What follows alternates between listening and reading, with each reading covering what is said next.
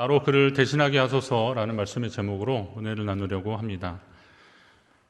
야곱 집안 그리고 그 형제들의 하나님 안에서 믿음이 성숙되어져가는 과정들을 우리가 요즘 계속 보고 있는데요.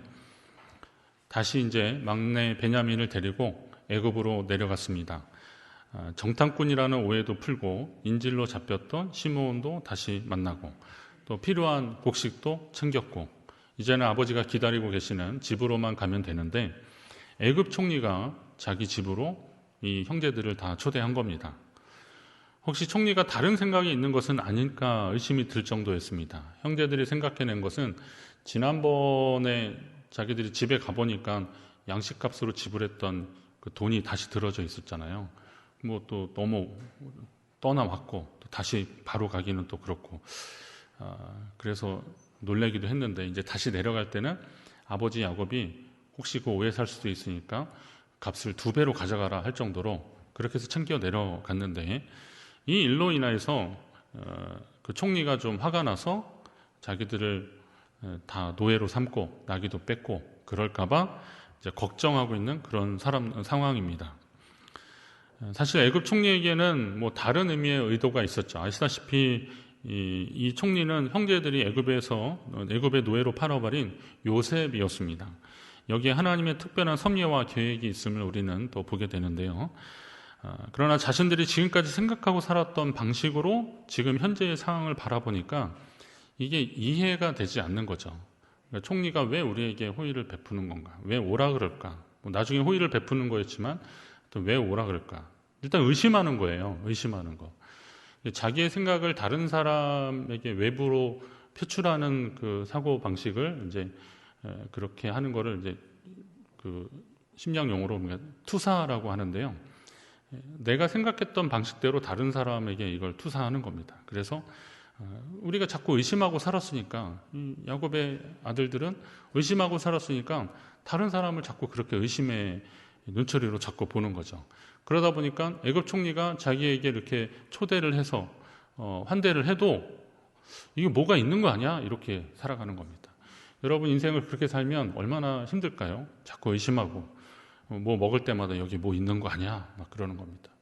어쩌면 애굽 총리의 지나친 친절과 호의에 형제들이 뭔가 이상하다고 생각이 드는 것은 당연합니다. 총리처럼 높은 양반이 그 바쁜 와중에 곡식을 얻으러 온 뭐 타국 사람들 아니에요? 이방 사람들 아니에요? 이런 자기들을 친히 자기 집으로 초대를 했다. 아까 말한 대로 그 생각밖에 없는 거예요. 혹시 지난번 자료에 있었던 그 돈 때문에 우리를 괘씸히 여기는 건가? 그래서 총리 집에 갔을 때 거기에 있었던 청지기한테 총리도 아니에요. 총리 집에 관리했던 청지기한테 그 사연을 막 얘기하는 거죠.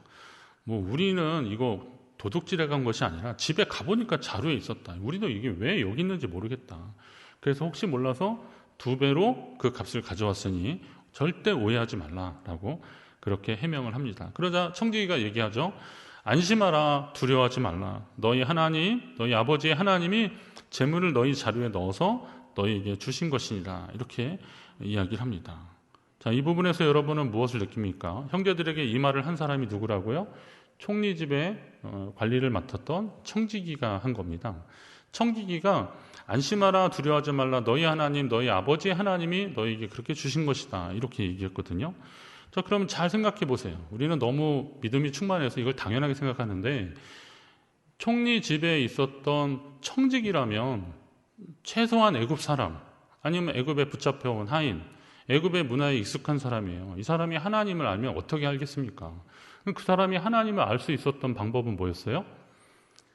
요셉이죠. 요셉이 그 청지기에게, 집안 하인들에게, 자기 식솔들에게 하나님을 계속 가르쳤던 겁니다. 하나님을 계속 가르친 거예요. 여러분으로 인해서 예수의 향기가 드러나시길 바랍니다. 여러분은 그리스도의 뭐라고요? 향기, 그리스도의 편지. 예인 수녀님은 나는 그리스도의 연필. 하여튼 나는 주님을 나타내고 증거하는 사람이다. 나로 인해서 사람들이 예수 그리스도를 알고 하나님을 알게 된다면 얼마나 좋겠는가라고 하는 겁니다. 요셉은 자신만 하나님을 잘 섬긴 것이 아니라 그와 함께하는 사람들에게 하나님을 전했고 그분의 뜻을 가르쳤습니다. 그러다 보니까 오늘 이 청지기도 그 하나님이 하신 것이다, 너희 아버지 하나님이 하신 것이다, 이렇게 이야기를 건넬 수 있었습니다. 드디어 이제 총리가 집에 돌아와서 인사를 하고 식사를 함께 나눕니다. 요셉은 그들의 아버지의 안부를 묻고 그리고 막내 베냐민을 보고 감정이 북받쳐 오르는 거죠. 그래서 다른 방에 가서 펑펑 울고 다시 옷 매무새 고치고 그리고 왔습니다. 아직까지는 형들에게 자기 정체를 이제 드러내지 않으려고 했던 그런 생각에서 이제 이렇게 행동한 거죠. 자, 식사할 때는 또 그 당시에 예법으로 보면 연장자 순으로 앉히는데 형제들이 봐도 이상한 거죠. 아니, 저 총리가 우리를 어떻게 알고, 저 총리가, 여러분 다 아시니까 이건 죄송합니다. 우리 정의로 목사 아시죠? 홍천교회. 정의로 목사하고 저하고 둘이서 제가 정의로 목사한테 정 목사 오랜만이야 그랬더니 저한테 어떤 분이 그러더라고요. 후배 아니세요? 그러더라고요. 제가 선배인데요. 그랬어요. 보니까 정의로 목사가 또 중후하잖아요, 저보다. 그러니까 그런데 정의로 목사하고 저의 관계를 아는 사람들은 정 목사님 선배라고 그럴 겁니다. 그건 뭐냐면 이제 뭐 집안 사람들이야 다 알 수 있겠죠. 또 가까운 사람들은 알지만 다른 사람들은 그 연장자 순을 그것도 10명이 11명을 어떻게 그렇게 알아요. 베냐민 막내가 돌아왔다고 하지만 데려왔다고 그러지만 10명의 순서를 어떻게 안고 그렇게 순서대로 앉히는 것만 보더라도 이게 눈치가 좀 빨랐으면 알았을 텐데 이상하다 그러면서도 너무 대접이 융숭하니까 그냥 고맙게 잘 먹고 그리고 이제 다음날 아침에 출발을 했습니다. 그런데 누가 막 쫓아왔죠. 사람들이 쫓아왔어요. 뭐예요? 총리의 하인들입니다. 이 사람들이 쫓아와서 뭐라 하냐면 주인의 물건을 훔쳐갔다는 겁니다. 그리고 너희가 어찌하여 선을 악으로 갚느냐라고 막 지금 추궁하고 있습니다. 형제들의 입장에서는 이 말도 안 되는 상황이죠. 그리고 뭐라 그러냐면 당신의 종들 중에서 누구든지 그게 발견된다면 그는 죽을 것이다. 그리고 우리는 주인의 종들이 될 것이다. 이렇게 큰 소리 칩니다. 결백하니까 우린 그럴 리 없으니까 그렇게 얘기합니다. 이거 어디서 많이 들은 얘기 아닙니까? 이런 얘기들. 누가 그랬어요? 아버지. 그들의 아버지 야곱이 라반의 집을 떠나오는데 중간에 붙잡혔잖아요. 그런데 드라빈 훔쳐갔다는 거죠. 이거 훔쳐갔다 그러니까 야곱이 그러는 겁니다. 외삼촌의 신을 누구에게서 찾든지 그는 살지 못할 것이요. 그는 죽을 것이라는 겁니다. 그리고 이거 다 있다면 다 가져가라고. 다 뺏겨도 된다. 우리는 상관없다. 결백을 주장하는 겁니다. 그래도 그때는 라헬이 의도적으로 드라빔을 훔쳐왔지만 다행히 발각되지는 않았죠. 그러나 이번에는 좀 상황이 다릅니다. 그렇게 큰 소리치고 자루를 풀어보니까 베냐민의 자루에 돈과 은잔이 발견되는 거예요. 정말 귀신이 국할 노릇이죠. 근데 이 대목에서도 저는 그걸 봤어요. 외삼촌한테 그렇게 큰 소리치는, 그러니까 아버지가 그렇게 하는 거를 누가 본 거예요? 아들들이 본 거예요. 아들들이. 그리고 나서 그 습관이 여기까지 오는 거죠. 지난번에 루벤이 했던 것도 그거예요. 내가 만약에 그 아이를 데려오지 못하면 내 두 아들을 죽이라고 목숨을 걸고 맹세하는 일을 그냥 밥 먹듯이 하는 거예요.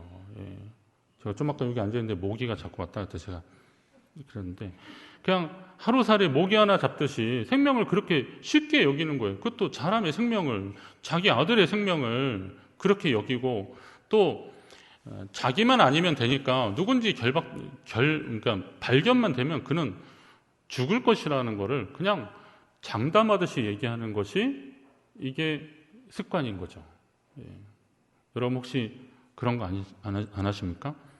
내 눈에 흙이 들어가기까지, 들어가기 전까지, 내 손에 장을 지져라, 이런 말들. 저는 우리 성도님들이 이제 제 설교 말씀을 잘 듣고 이런 말을 하는데 좀 조심하셨으면 좋겠어요. 그런 말들 있잖아요. 과격하게 말하는 말들은요, 그 마음이 굉장히 좀 굳어지는 말들이더라고요. 그런 말들을 좀 이렇게 조심하시려고 하셔야 돼요. 왜냐하면 그 입술의 권세가 있거든요. 사람의 말하는 데 있어서는. 하여튼 그런 말들을 너무 쉽게 하는 세상 분위기에 믿음의 사람들은 적어도 그 용어에서 좀 이렇게 순화된 말들을 하는 것이 하나님이 기뻐하시는 성도의 삶을 살아가는 단계들이 아닐까, 그런 마음이 있습니다. 자, 이런 일은 사실 요셉이 청지기를 시켜서 의도적으로 한 것은 맞습니다. 왜 요셉이 형제들에게 이렇게 했을까? 그는 형제들에게 그들이 어려움을 닥칠 때 어떻게 하는지 궁금했습니다. 왜냐하면 시간으로 보면 한 20년이 훨씬 지난 건데, 요셉이 애굽으로 붙잡혀간 게 17살에 붙잡혀갔거든요. 그리고 총리가 된 게 30살에 됐어요. 풍년은 한 7년 맞았다 그랬잖아요. 7년 풍년이라고 했잖아요. 그러면 37살. 흉년은 몇 년? 또 7년. 그러면 적어도 44살이면 적어도 40살이 좀 넘은 상황에서 이 형제들을 만난 거니까 적어도 20 몇 년 만에 만난 거거든요. 20년 전에 형들은 어떤 사람들이었어요? 동생 팔아먹은 사람들입니다. 동생 팔아먹고 그리고 짐승에 피 묻혀가지고 아버지한테 가져가니까 아버지가 짐승에 찢겨 죽었구나. 자기들이 거짓말하는 것도 피한 거예요. 사실은 아버지가 그렇게 믿도록 그냥 정황을 만들어서 가져갔던 그런 사람들, 그랬던 사람들입니다. 시기하고 질투하고 원망하고, 그래서 생명을 쉽게 생각하는 사람들, 이런 사람들입니다. 근데 이런 사람들이 자신을 팔아버린 형들이 그 형제들 사이에 위기 상황이 만나면 어떻게 이 문제를 해결하는지를 시험하고 있는 거죠. 어떻게 보면 요셉은 마지막으로 형제들을 시험하는 거예요. 아직도 서로 원망하고 남 탓하고 살고 있는지. 사랑하는 동생 베냐민, 지금 그래서 베냐민의 자루에 일부러 그 돈과 은자를 넣은 것도 다 계산을 한 거죠. 베냐민이 그렇게 됐을 때, 베냐민은 사실 요셉의 분신과 같은 거예요. 왜냐하면 같은 라헬의 소생이었기 때문에 요셉이 뭐 꿈 얘기하고 그래서 더 그 비난을 더 받고 질시를 받았던 거지, 사실 베냐민도 라헬의 소생이라는 것 때문에 자꾸 형제들이 막 좀 안 좋은 시선으로 보고 그랬던 거죠. 그리고 아버지가 그 동생을 너무 편애한다고 불만스럽고 막 그랬어요. 곡식 얻으러 갈 때도 원래 따진다면 형제들이 베냐민이 요 나이로 본다면 20살이 넘은 거잖아요. 20대가 넘은 거예요. 그러면 양식을 왜 뭐 10명씩 가서 가져올 게 뭐 있어. 한 명이라도 더서 뭐라도 더 지고 오려면 여러 사람이 가서 그 가뭄을 좀 지내려면 그렇게 가져와야 되는 게 많으니까, 아니 20살이 넘은 아들을 왜 안 보내요? 다 보내도 모자랄 판인데. 그런데 그 아들은 또 끼고 놀았잖아요. 끼고 놀았다는 말 아니고 끼고 있었잖아요. 그게 얼마나 아버지가 야속해. 그런 시기의 대상인데, 오늘 그 베냐민에게 위기를 당했을 때 베냐민이 죽게 되는 이 상황에서 형제들은 이 문제를 어떻게 해결할 것인가를 요셉은 지금 보려고 하는 겁니다. 자, 하나님이 우리를 일부러 시험하지는 않으시지만 위기의 상황에서 어떻게 이것을 헤쳐나가는지를 하나님은 다 지켜보신다는 거예요. 한번 따라합니다. 하나님은 다 지켜보신다. 내가 어떤 생각으로 하는지 하나님 다 아신다는 거죠. 하나님도 보실지도 몰라요. 우리의 기준으로 이 문제를 풀어나가려고 하는 것이 아니라 하나님의 기준으로 해야 된다는 거예요. 평소에 주님밖에 없습니다. 오늘 제가 설교를 준비했는데 10월 오늘 찬양 중에 10월 찬양이에요. 오늘 2부 찬양에서 주밖에 없네 이 찬양을 하더라고요. 신기했어요. 주밖에 없습니다. 이렇게 했는데 정작 문제 만났을 때 정말 주님밖에 없습니다. 주님이 나의 해결자이십니다. 이렇게 하나님 앞에 구하고 있는지 하나님은 지켜보신다는 거예요. 시험이 올 때, 믿음의 위기를 만날 때 하나님이 여러분을 주목하신다는 사실도 믿으시기 바랍니다. 그리고 세상 사람들도 보죠. 저 평소에 믿음 좋다고 했던 사람, 저 평소에 나는 하나님의 자녀라고 말했던 저 사람, 이 문제 어떻게 해결하는지 세상 사람도 보는 거죠. 일단 그러나 기준은 하나님께 둬야 되는 것이 맞습니다. 자, 해결 방법, 두 가지 방법들이 나오는데 첫 번째는 우리 모두의 책임입니다. 공동의 책임을 지금 이야기하고 있습니다. 다른 사람도 아닌 베냐민의 자루에 돈과 은잔이 발견됐다는 사실은 상황이 아주 더 복잡해진 것을 의미합니다. 왜냐하면 베냐민은 아버지가 끝까지 못 보내겠다고 막 그랬는데 베냐민 없으면 어떻게 애굽 내려가냐고 막 그래서 설득해서 데려왔는데 하필 그 베냐민의 자루에서 돈과 은잔이 발견이 됐으니 이건 뭐 엄청난 일 아닙니까? 형제들이 막 옷을 찢었어요. 너무 안타깝고 막 그러니까 옷을 찢고 통곡하면서 다시 총리의 집으로 끌려왔습니다. 자, 기다리고 있던 총리가 호통을 치는 겁니다. 그들에게 뭐라 하냐면 너희가 어찌하여 이런 일을 행하였느냐? 나 같은 사람이 점을 잘 치는 줄 너희는 알지 못하느냐? 여기 이제 배경으로 보면요, 그 은잔을 가지고 이렇게 점을 치는 그런 애굽의 풍습이 있었습니다. 애굽의 웬만한 술사들, 이런 사람들은 이제 점을 이렇게 치는데 이걸 활용하는 게 당시의 풍습이었는데, 하나님의 사람 요셉이 뭐 그럴 리가 있겠어요? 그런데 지금 요셉은 자기 신분을 숨기는 과정에서 완벽한 애굽 사람인 척 하려고 지금 그 형제들이 어떻게 하는지 보려고 하는 거니까 그렇게 지금 호통을 치고 있는 겁니다. 정황으로 볼 때 지금 일어나고 있는 일들에 대해서 가장 절망적인 마음을 갖는 사람은 누구일까요? 거기 있는 사람 중에서. 베냐민? 예, 유다죠, 유다. 왜요? 베냐민은 이게 어떻게 된 건지 모르고 막 쩔쩔매고 있는 상황일 텐데, 유다는 이 상황이 가장 절망적인 상황인 거죠. 애굽으로 출발할 때 아버지에게 한 말이 있잖아요. 그리고 아마도 유다는 그 일행의 애굽 방문단의 어떤 총책임을 맡았던 것으로 보입니다.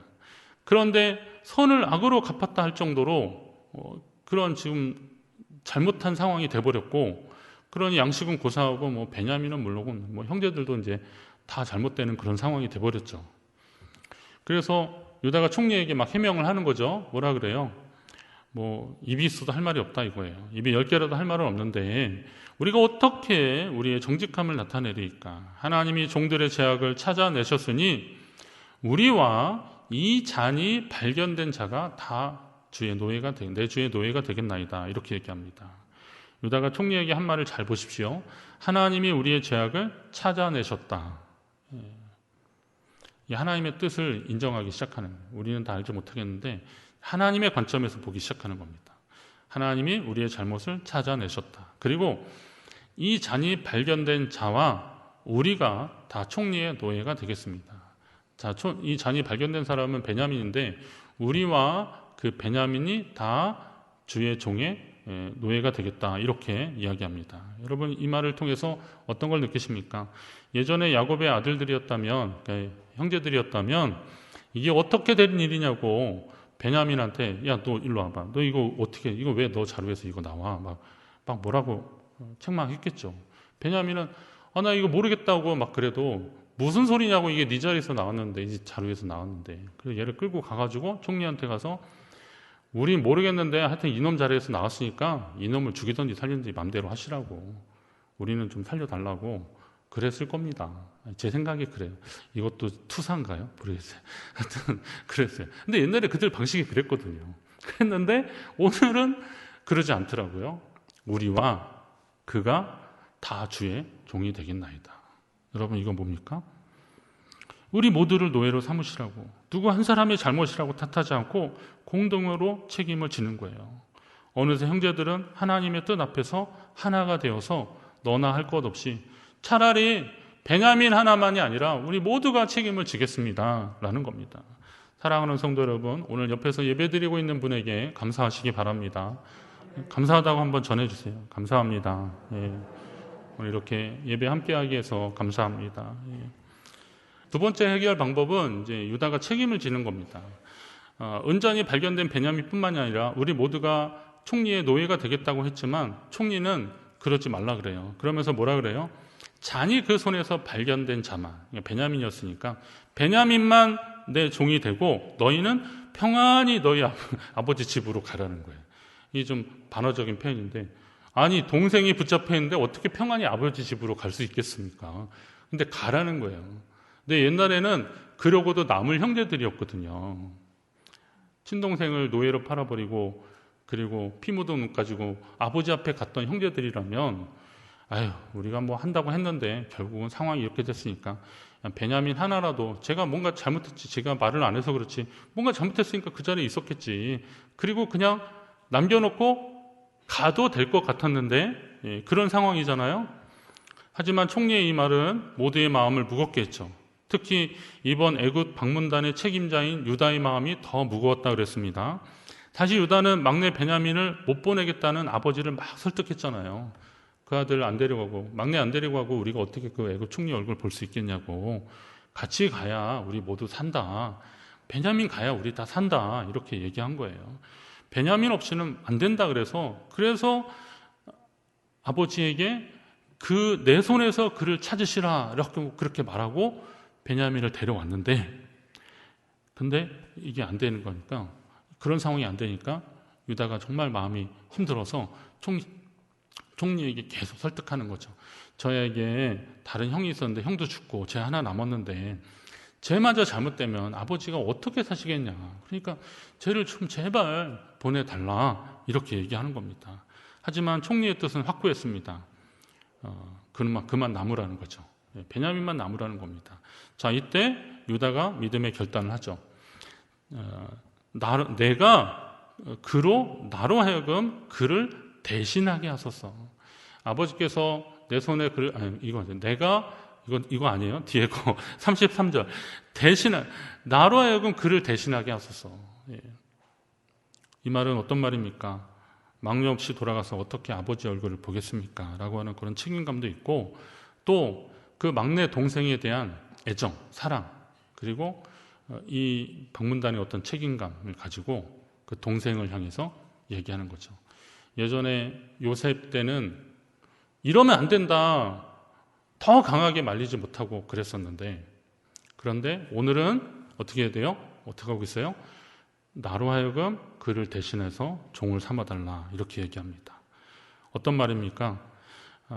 일행의 책임자로서 자신이 담보가 됨으로써 동생과 아버지를 살리겠다는 각오로 총리에게 이런 요청을 하는 겁니다. 영적으로 보면 이 대목이 유다가 그러니까 르우벤, 시므온, 레위, 유다거든요. 그러니까 넷째 아들임에도 불구하고 거기에서 다윗 왕이 나오고 그리스도가 나오는 것을 왜 나오는지 우리가 이제 보게 되는 거죠. 나로 그를 대신하게 하소서. 내가 담보가 되겠다. 나로 그 생명을 대신하겠다. 이거 대속의 죽음은 인류의 죄를 대속하려고 죽으신 예수님의 정신이거든요. 자기를 내려놓고 자기의 생명을 그를 대신하겠다라고 하는 그런 마음들. 살고자 하면 죽지만 죽고자 하는 자가 살 것이다 라는 거죠. 피하는 자가 사는 것이 아니라 책임지려는 자가 살게 될 것입니다. 저는 이 말씀을 전하면서도 무한한 책임감을 많이 느껴요. 사실 이 말씀을 듣는 분들에게 얼마나 부담을 주는 말씀일까라고 고민을 하다가 제가 이거 다른 거 하려다가 그냥 처음에 주신 마음이 하나님 마음일 것 같아서 제가 그 말씀을 전하는 거예요. 교회 공동체에 여러분, 그게 결국은 내 문제입니다. 이건 저 사람의 문제가 아니라 나의 문제예요. 그리고 이 문제의 해결은 너 때문이다. 너 하나만 빠지면 된다. 이런 거 가지고 해결되지 않습니다. 나로 그를 대신하게 하소서. 이럴 때 문제가 해결되는 겁니다. 오늘 야곱의 아들들이 어떻게 회복되는지를 이제 계속 말씀을 한번 더 보시면 나눌 겁니다. 근데 오늘 우리가 한번 더 하나님 앞에 다짐해야 될 것이 있습니다. 한번 따라하겠습니다. 나로 그를 대신하게 하소서. 문제 해결은 밖에 있지 않습니다. 우리 공동체 안에 있습니다. 그리고 우리가 자기 희생이 동반될 때 하나님이 더 크게 역사하실 것입니다. 우리 공동체가 하나님 앞에서 이 믿음을 실천하면 세상이 보게 되죠. 하나님도 보시지만 이 문제를 어떻게 극복하는지 보게 될 것입니다. 교회 관련된 뉴스 나올 때마다 댓글 보기 겁나잖아요. 우리 이거 어떻게 회복할 것인가? 원래 그랬어 라고만 할 것이 아니라 우리 이거 어떻게 극복할 것인가? 우리 팬데믹 상황이 극복될 것만 우리 기도할 것이 아니라 이 교회 이거 어떻게 극복할 것인가? 여러분 함께 기도해 주세요. 그래서 이 땅의 교회들 하나님 기뻐하시는 그 모습으로 회복되고, 우리의 회복이 단순히 사람들한테 욕 안 먹는 걸로 회복되는 것이 아니라 더 선한 영향력을 끼치는 그런 교회 되기를, 하나님의 교회 되기를 주의 이름으로 축원합니다.